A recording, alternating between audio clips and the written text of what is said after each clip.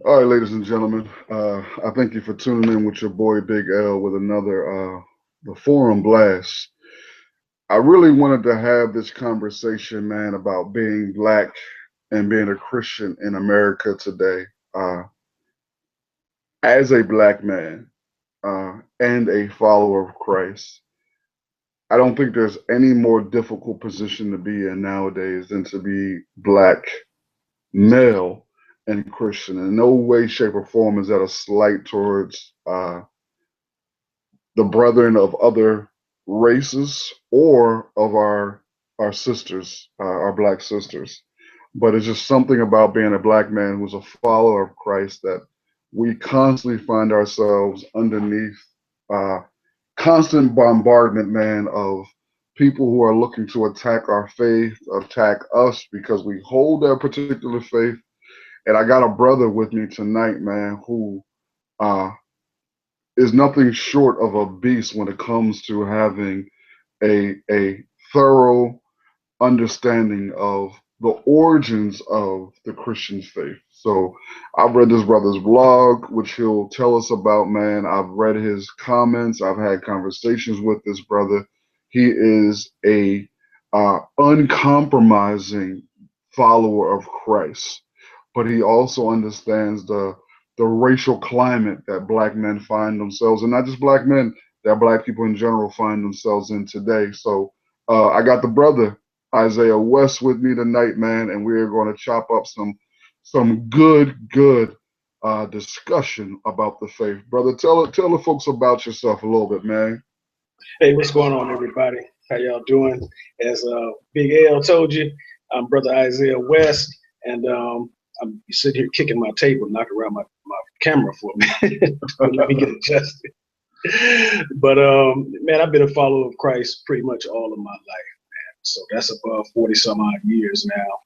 And I'm also a child, of the Black Power movement. My father is one of the first or earliest members of the Black Panther Party. In fact, he was there in 1966 with Huey Newton and Bobby Seale and many of the other members. And he started with them as a Black Panther. And then he eventually came back from Oakland, California to Illinois. And right around the time I think that Fred Hampton was murdered in Chicago. And so he went to Central Illinois, whereas Fred was in Chicago, and my father began a Black Panther chapter there in Decatur, Illinois. And so, and then of course he met my mom, and the rest is history. The West family was born, and we were raised in a very Afrocentric household.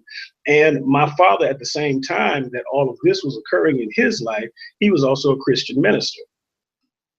And so, for me, I've always been a Christian, but in our home, we were also raised very Afrocentric, to where there were just certain things that were not allowed.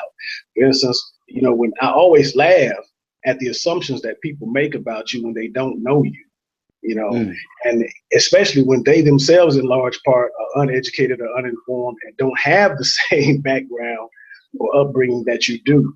Whereas we never had a picture of a white Jesus in our home. We also understood and learned some of the Hebrew terminology and things of that sort, but when you walked into our front door, the first thing you saw was a very large picture of a black Virgin Mary holding a black baby Jesus.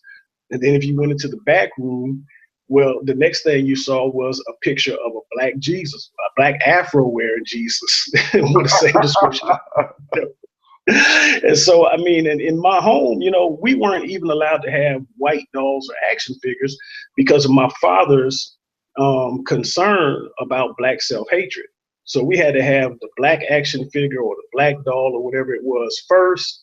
And it was only after some time that if you did get a white action figure or doll, it had to be after some time, because it was very important for my father for us to see positive black images and not begin to choose, those other images over our own. So those types of things, I never knew those things.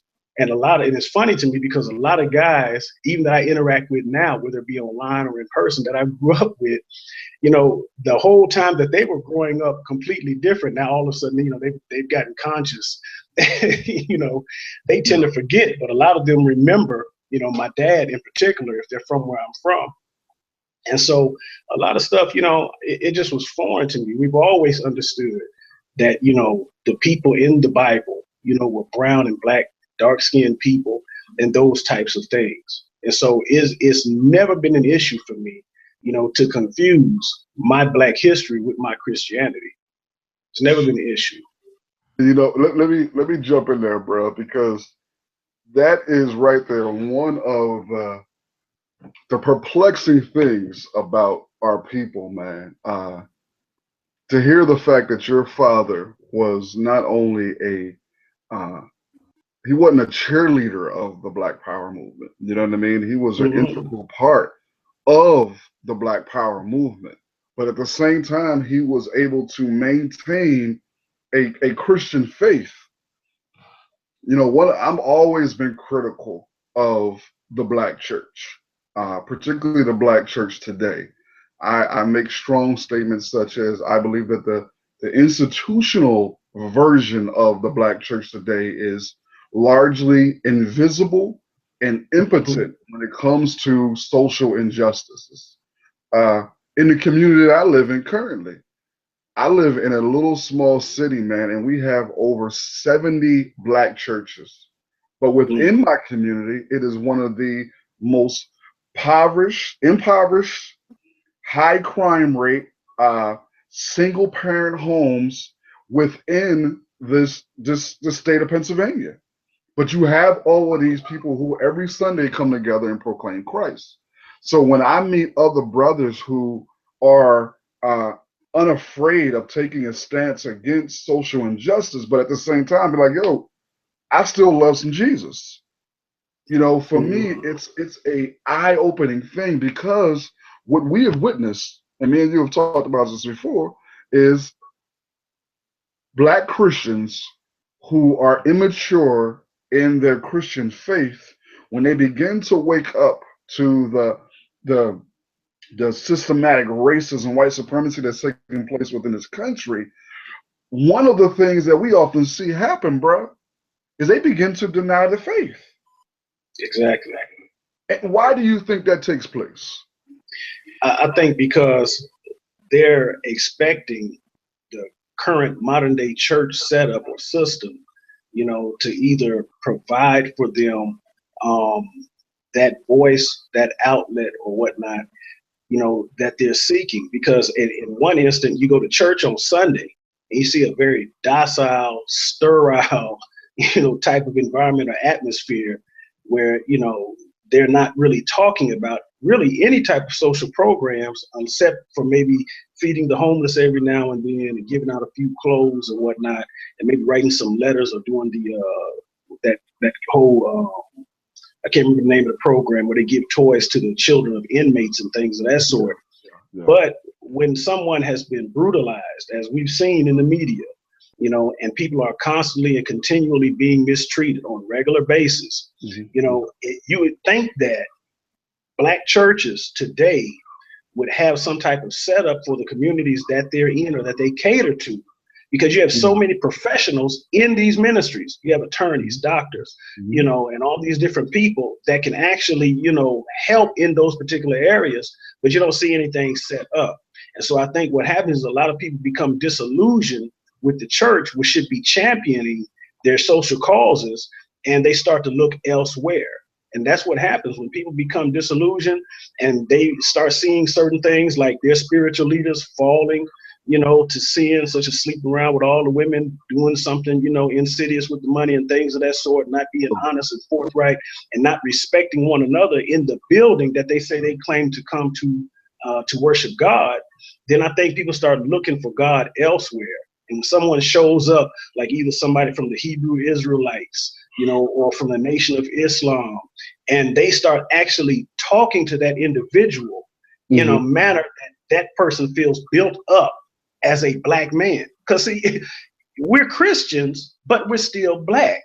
And Yeah. you're not being oppressed because of your Christianity. You're being oppressed because you're black. And so when someone begins to speak to you about the situation that you're seeing in front of your eyes and it starts to make sense, well, then you might end up leaning towards that. And so the black church has to step up because it stepped back in large part. And this is not new. My dad encountered this when he came back from Oakland. And I even remember when we had a meeting one time at one of the churches when I was younger. And one of the ladies told me one of the reasons why a lot of us didn't support your father when he came back, because my dad had to leave the church for a long time where he would not go to a conventional or institutional church setting and be a member there, yet he still maintained he was a minister, he was doing his ministry, he was following Christ, because he felt like the system that was in place in the local churches, it would try to crush or minimize what he needed to do outside in the community.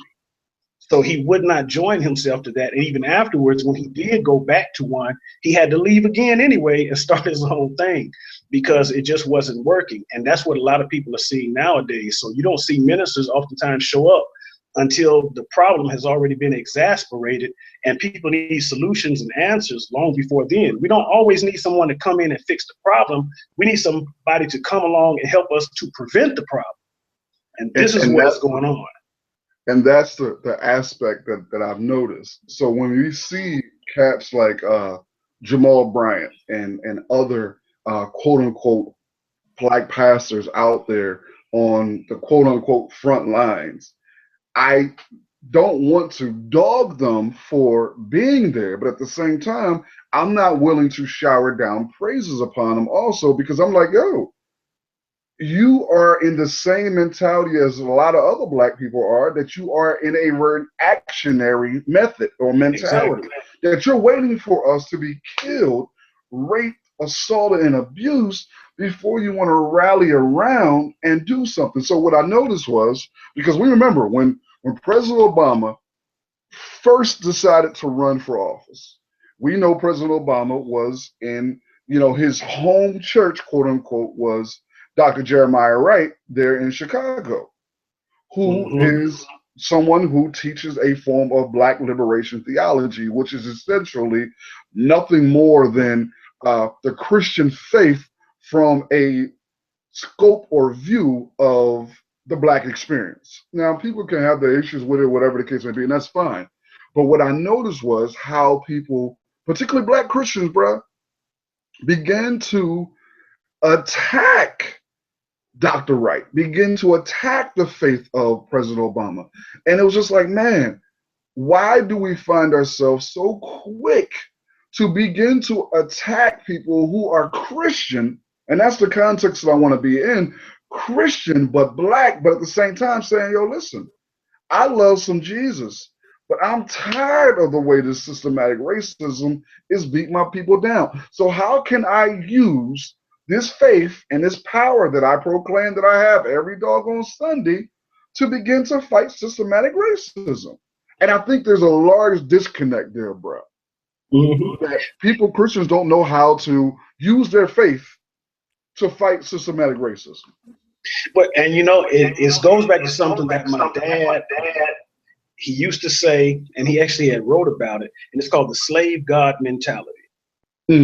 See, for a lot of black people here, they're still in the grip of slavery mentally, socially, and even spiritually to a large degree, because they're worshiping Yeshua or Jesus. And I don't have a problem with saying Jesus. I go back and forth between English translation and Hebrew translation.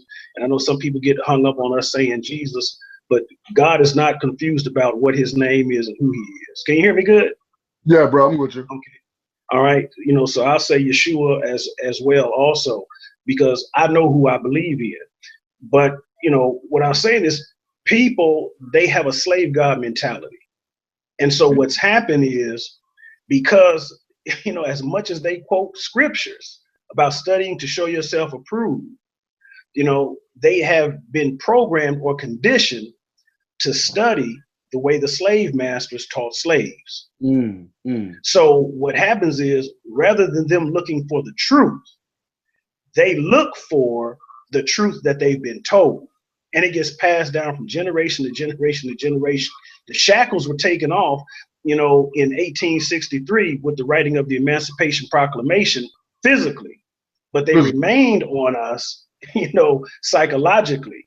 And so a lot of people are still bound by that, including the black preachers. Well, where do you learn your Christianity from? You learn it from your Christian leaders. And if they've been taught a bound form of the Christian faith and never thought to go beyond what they were told and actually do what the Bible says and study to show themselves approved, then you're going to teach that same slave God doctrine to the people that are following. And you see that consistently, bro, particularly with most black Christians now. And I know we're speaking in general form, so that's important for people to understand. This pie in the sky mentality. That's, I'm going to suffer and endure until I get to glory. Right. You know what I mean? And it's that right there. That mentality to me is incredibly vexing and very difficult for me to handle, because it's like, man, you think that's because it's okay to suffer. It's like, it's okay for you to go through these things. And I'm like, where did Jesus ever tell us? Now, what he did say was, you will suffer. Exactly. He was clear with that, but he didn't say to accept the suffering. You know what I mean? Exactly. Just fall back and accept the suffering until you end up in heaven with me, and then we just going to enjoy paradise in your mansion. Right. Well, a lot of the conditioning, especially for black people in America, in terms of how they were taught the Bible and how the scriptures were passed down to them, it really conditioned them to subconsciously worship white people. That's why you get so many acceptances of the images of a white Christ, which is completely false and contrary to what the scriptures actually give us in terms of a description of Christ, and what we know just by common sense, looking at the region from which Christ came and knowing the original peoples that were there. So that's an impossibility. So when I hear people say also that Christianity is the white man's religion, well, how could Christianity be the white man's religion if the focus is to worship a black Christ? Mm-hmm. You're talking about a dark-skinned man, and yet you're going to call it the white man's religion. No, Catholicism is the white man's religion. It came out of Europe, and which co-opted Christianity from the Hebrew people and the North Africans and the Middle East or Western Asians to whom originally it came through. And then they perverted it with paganism. And so that's what was passed down to the slaves. And then beyond that, they sent out missionaries through various denominational headings back to Africa to teach this same perverted Christianity. And so, the wonderful thing, though, is God has never left himself without a witness. And even while all of this was going on, you still had those that were bearing the truth, such as in Eastern Africa, in Ethiopia, or Kush, as it was known, in the Great Lakes region, and even in other parts of Asia and things of that sort that still exist and survive to this day. And then also, because God being who he is, and hearing the cries of his people, especially in their oppression, he begins to give revelation, light, and insight to what the scriptures actually mean, so they can begin to break off the shackles of that slave God mentality and know God for themselves, and not just according to what they've been told. And so, and this is what we have to do. The information is right there. But the problem is, people oftentimes believe more who is telling them than they do about the God they're supposed to be researching. We understand, man, that particularly within the institutionalized black church, that the pastor, bishop, apostle, whatever name they are this week, is the chief spokesperson for God. That every ounce of information and so-called spiritual knowledge that the person sitting in the pews gains or receives is based off of what pastor said.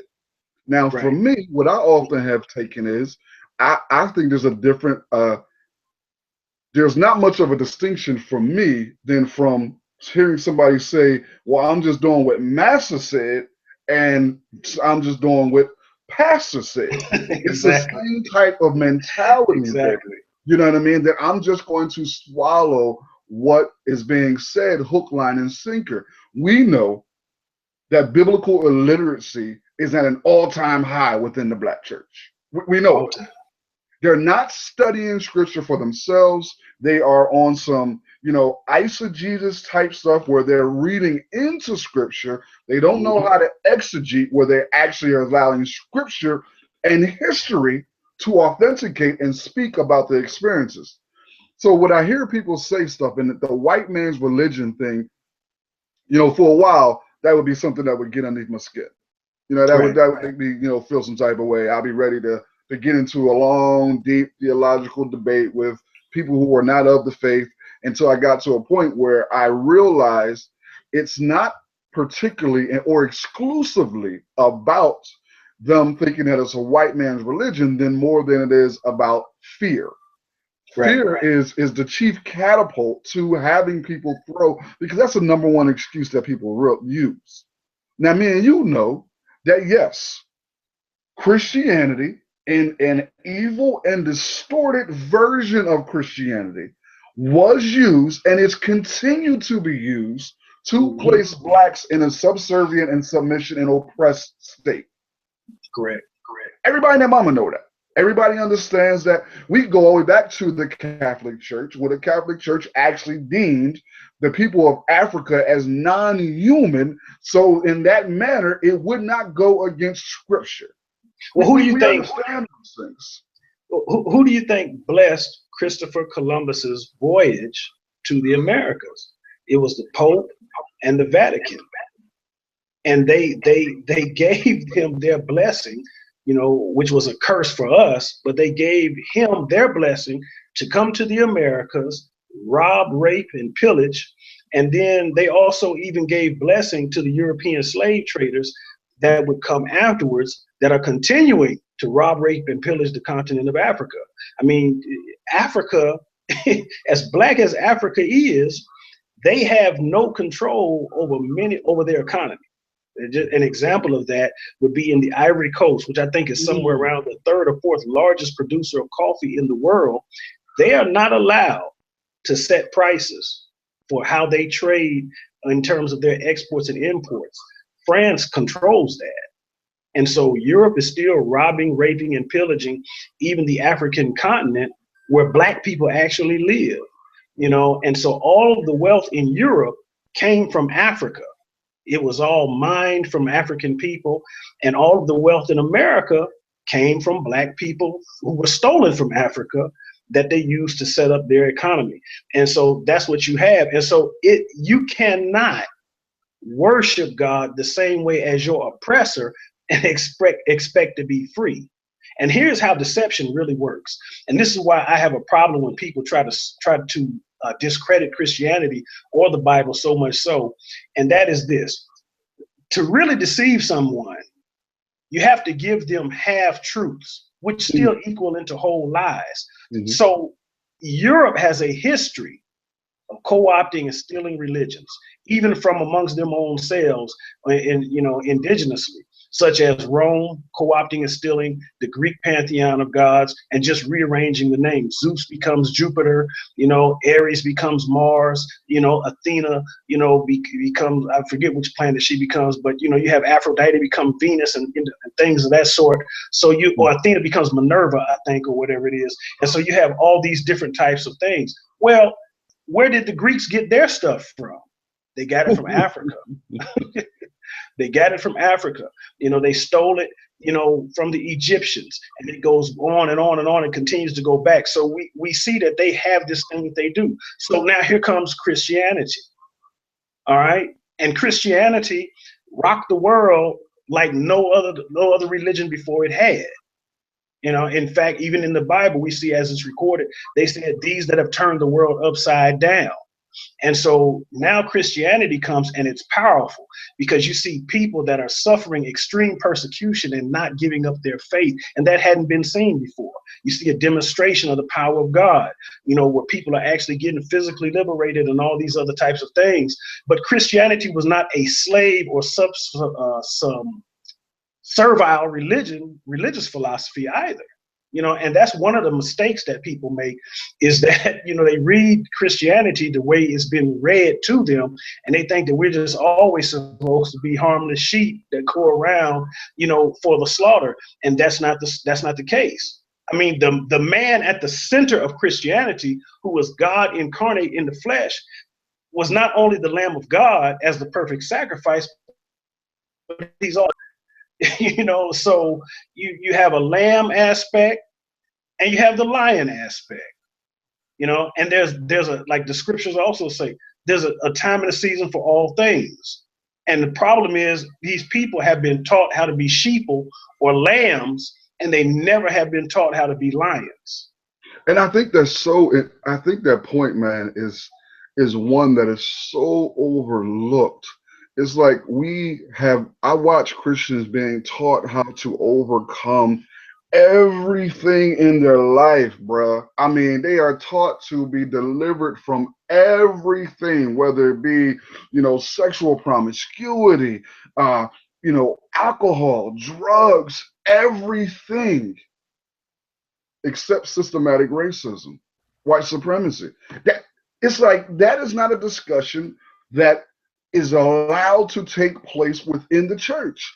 And I think one of the reasons why, because when you begin to dig and have an open, honest conversation about it, it will rock the foundation of much of the teaching that takes place. If people actually realize how much of their denominational doctrine actually has come from the Catholic Church, it would literally blow their mind if they understood how much power the Catholic Church wields now. Mm-hmm. How much the power the Catholic Church wielded during the time of Christopher Columbus. And the impact that the Pope giving the stamp of approval and permission and receiving slaves from Africa. I mean, these is all things that people can simply, man, they can Google most of this doggone stuff. Yeah. Well, here's an interesting fact that people overlook. Because I saw some things that were passed around on the internet where some guys were really thinking they were deep by, telling and discussing the history of what happened at the Nicene Council in 325 AD, where Christianity, or what they call Christianity, which was really Catholicism at that time, what they was really creating Catholicism, became the official religion of the Roman Empire. Well, here's what happened, leading up to that. When Christ began to preach and teach the gospel, and he got the 12, and beyond that there was the 70, and they began to do as he had commissioned them. His whole purpose, he was always talking about a kingdom. Even if people who know the scriptures well remember his conversation with Pilate, the Romans were afraid, and Pilate was in particular, because he had an understanding of how military tactics and strategies work. And he understood that this new movement, which was at one time called the Way or the sect of the Nazarenes, if it continued as it was, and this is also the fear of the Jews, it would eventually take over, which is exactly what the plan was.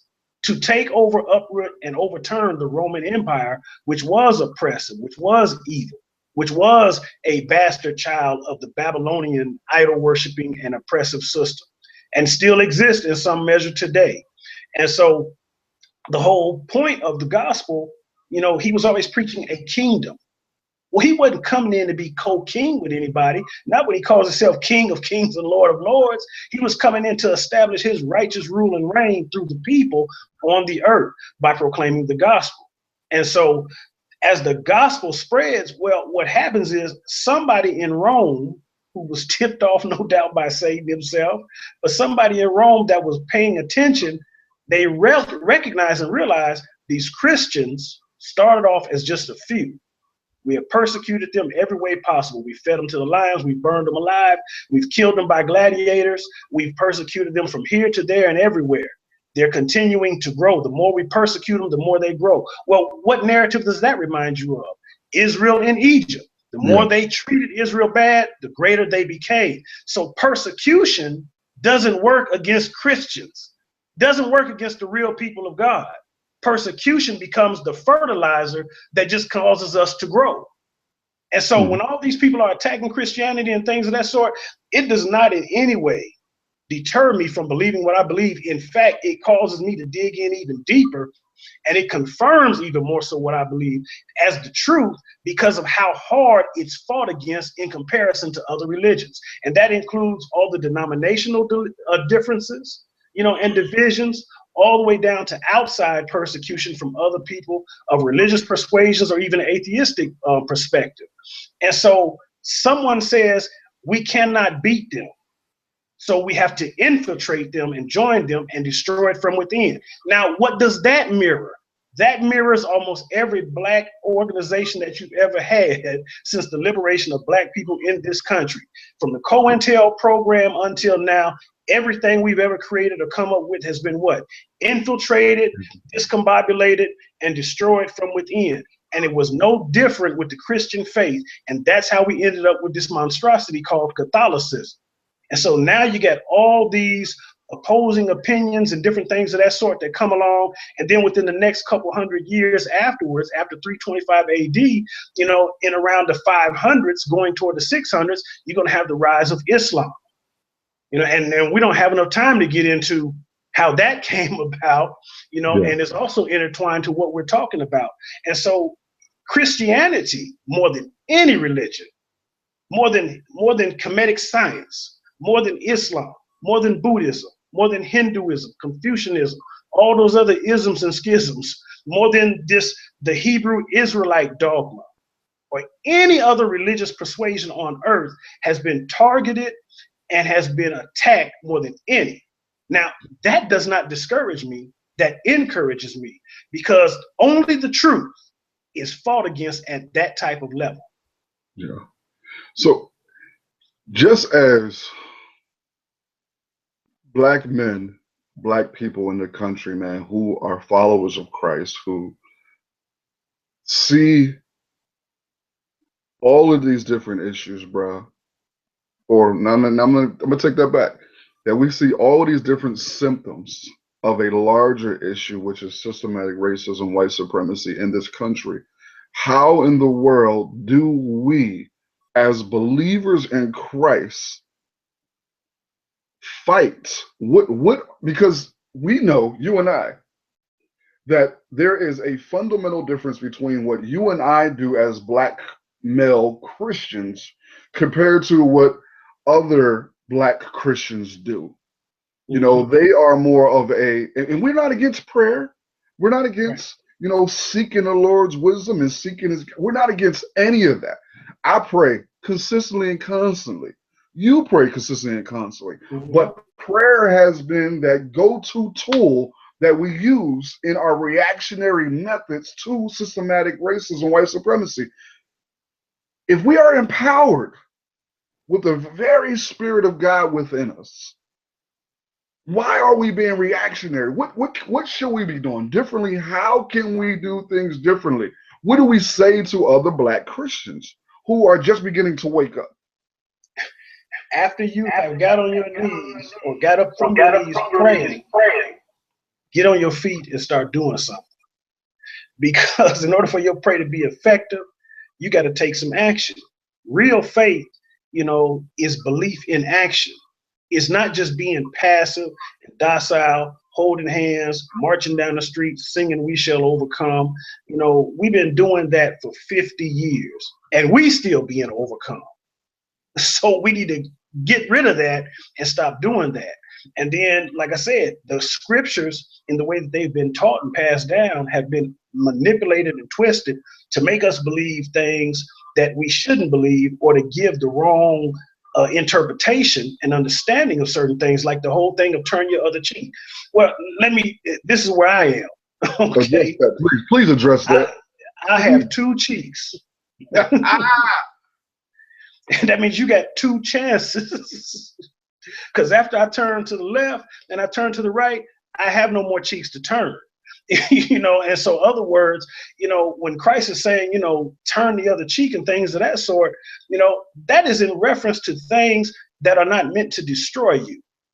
You're not supposed to just lay down, and just let people just walk all over you because that's what you're supposed to do as a Christian. Nowhere in the scriptures does it teach that. And where people misinterpret scriptures that they think teach that is because they themselves are banking on that so they can continue to rest in their passivity and not take any meaningful action to actually cause or bring about our advancement. One thing I always sticks out in my mind when I think about when the Lord Yeshua went to the garden to pray prior to his crucifixion. Mm-hmm. Now, he knew he had to die for the sake of the rest of us being able to live. So he was making a sacrifice. But throughout the life of Yeshua, you never see him being passive, letting people beat him or stone him or mistreat him. In fact, when they tried to stone him, it always say, he walked out of their midst. He didn't run. He wasn't scared. He wasn't afraid of them, but he stood his ground. And when he told them to go into the garden, he made sure they took 2 swords with them. Just 2, yeah. Now, there's a reason why he had them take weapons. It was to protect them, not protect him. So when he tells Peter, after he cuts off Malchus' ear, the servant of the high priest, mm-hmm. he says, he that lives by the sword basically will die by. In other words, he says, don't let violence be a way of life, but he never says that you cannot defend yourself, or else there wouldn't have been a reason to take the swords. He had to give himself up. They didn't have to give themselves up. And so, but see, again, you have these fathead theologians that want to debate these kind of things because you start messing with their money when you start teaching people the truth of how to be free of them so that they can actually worship God beyond them. And that's the other thing too. When you were talking about pastor and master, well, here's another thing. The system that most churches use, especially here in the West, in the Western world, they follow the pattern again that was passed down to them from the Roman Catholic system. Yeah. And so you're trying to worship God the wrong way. And because, you've been so psychologically messed up and taught subconsciously, subliminally to worship white people as your God, you're afraid to challenge them. That's why folks are afraid to speak out, because they associate everything good and godly with white people. Yeah. And one of the things, man, that I have struggled with more here recently as I've dug deeper in this, because when I began to wake up to how deep this systematic racism well goes, one of the things as a Christian, as a Black male Christian, that I had to address was the origins of my faith, and also the origin of me coming into the faith, meaning that I had to make sure that my relationship with Christ wasn't based off a hand-me-down traditional version that I received because everybody in my family is a worshiper of Christ. I had to get to know him for myself.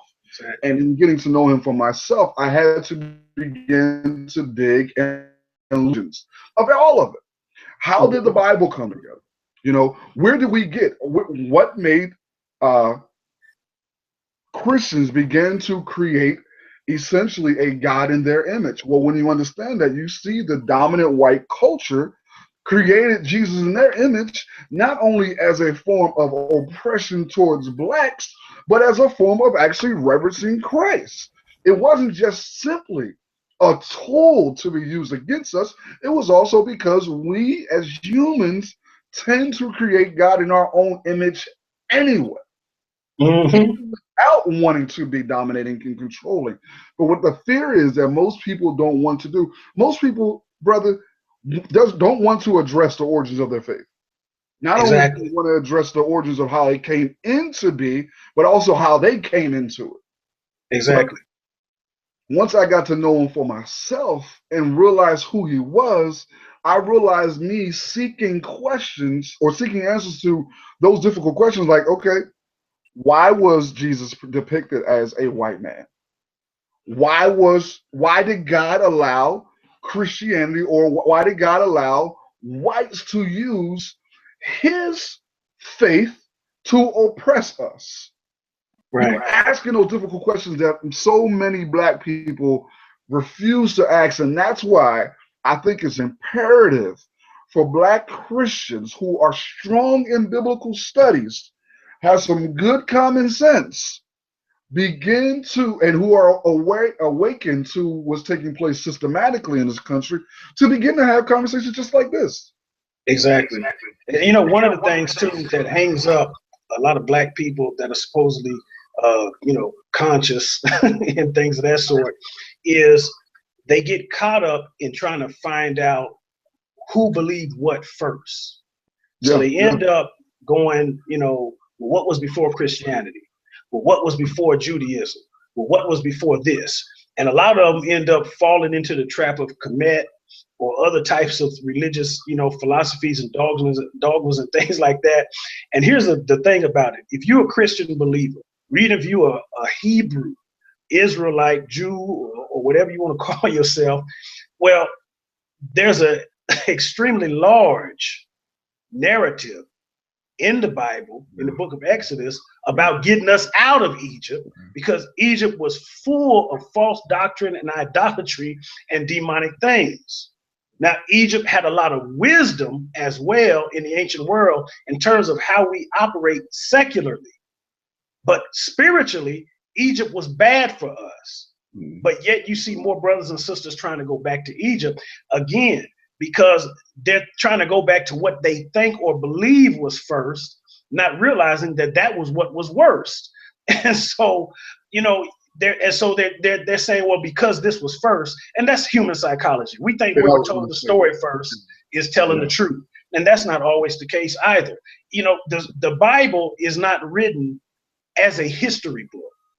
It is written as a faith book, but it contains history. It also contains science. But the narrative of the Bible starts off in the beginning, God. There is no civilization beyond that. That's the very beginning. yeah. And then it gives you a brief synopsis that actually is pretty historically accurate when you begin to understand how it's written and why it's written the way it is, to even natural history. Yeah. And so history, true history, does not disprove the Bible. It actually proves the Bible. There's things that you can extrapolate if you understand what you're reading.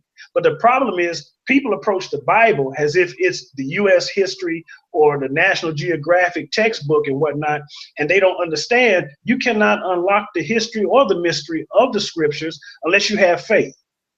Okay, because you got to go to the one that inspired them in the first place to really understand them.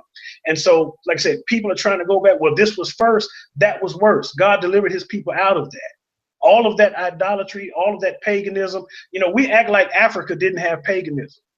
We act like it only came from Europe. No, Africa did have almost everything first. Western Asia, Middle East Asia had it right there with Africa because they was too close in proximity. That means we had all the good and we had the bad. And But that's we blackwash our history and act like that the bad didn't exist. And that's the trap that most Black people fall into when they begin to awaken. They just want to throw away everything that they've ever learned within the context of the systematic racist society that we live in, as if there is no truth contained in there. So they just want to get rid of all of it. And that's one of the reasons why they're so quick to accept religions and cultures from Africa. And ain't nobody, listen, sitting here trying to demean or be derogatory towards Africa at all. But what we won't sit here and illogically paint this picture that Africa never had any issues. That's just foolish. And I understand that, again, in our humanistic thinking, we want to distance ourselves completely away from this society and this system that continues to oppress us. But that doesn't mean that you run or create a false narrative about something else without properly researching what the hell was going on there. And here's another thing. You made a good point, and I want to just kind of piggyback off of that. The fact that the Bible, too, brother. I think we might only have under less than a minute too. Also, okay. Well, let me rush through it. Yep. The fact that the Bible goes all the way back to the beginning of the creation itself. The book of Genesis does not deal with the people of Israel. It deals with the people of the world, and it lays a foundation. And it shows you other people who believed in God, who didn't come from this one particular nation. In fact, the oldest recorded book in the Bible is the book of Job. Job was neither Hebrew nor Israelite. you know. And so he was a believer in God to show God's connection to all mankind in the world. So our faith is for everyone, you know, but its roots came through black and brown skinned people, of which we can be proud. Yeah. And for everybody who's going to be coming behind us later, man, and checking this video out, first off, thank you for just taking some time to peep it. You know what I mean? We appreciate that. But to be clear, this video in no shape or form was meant to be an in-depth study of Christianity, other religions also. What we wanted to do was provide for you folk, man, a opportunity for you to begin to ask the same questions that we have asked and found answers to. What we have to do, begin to do as black people, particularly as black Christians, is not be afraid of tackling those big behind elephants that's been sitting in the room for years. Right. Tackle those elephants. Why is there a black church? Why is there a white church? Why is, as Martin Luther King Jr. said, why is Sunday morning the most segregated hour in America? Why? Why was Christianity taken and twisted and distorted into this bucket of you know what right now that we see it and given? And why are black people so quick to swallow it? Why is the prosperity and faith, word of faith movement so popular within the black community? It's not just simply that we're some ignorant sheeple who are easily brainwashed. The word of faith movement is providing a sense or some semblance of a source of economic empowerment that is lacking within the black community. So it makes sense that poor people would gravitate towards that. So I'm going to give the brother the last word, man, and the final say. But this is your boy, Big L, man, with the forum. We love you. And the brother Isaiah, bro, you go ahead and give us your final thoughts, man, please. Well, man, first of all, I want to thank you for just having me on. I feel honored. And I just want to say a few things just to close out real briefly, because a lot of people also point out the issue that the Bible or the scriptures contain slavery. Yes, slavery is in the scriptures, but the slavery in the scriptures is nothing like the transatlantic slave trade that took place, in which people were brutalized in the way that they were. Understand something. Slavery has existed in every culture on the earth. And as man has developed and evolved, we begin to realize that slavery was never God's intention, and that sometimes there were things that were done, as the scripture says, he winked at man's ignorance, but there are things that have been corrected over time as man has come into greater and greater revelation. It's never meant for men to enslave one another. It was always meant for us to walk along hand in hand in brotherhood. But in times you have in history, even in the scriptures, where God gave laws to govern our treatment of one another, even in terms of conquered peoples based on the conditions and traditions and customs of that day. But that was never meant to last. And so in this day, this is the day that we need to be concerned about, where every man is supposed to be free and be allowed to worship God in his own way, according to his will. And we need to stop beating each other down about how we worship, and we need to come together on a common ground. And that is the fact that we're all black and we're all suffering the same oppression from the same system of oppression, regardless of what we believe. And until we can, stop fighting amongst ourselves, we'll never be able to fight against the things that are fighting against us and actually win and make progress like we need to. Amen. Bruh, as always, man, I thank you for tuning in, man, to another episode of The Forum with your boy, Big L. Till next time.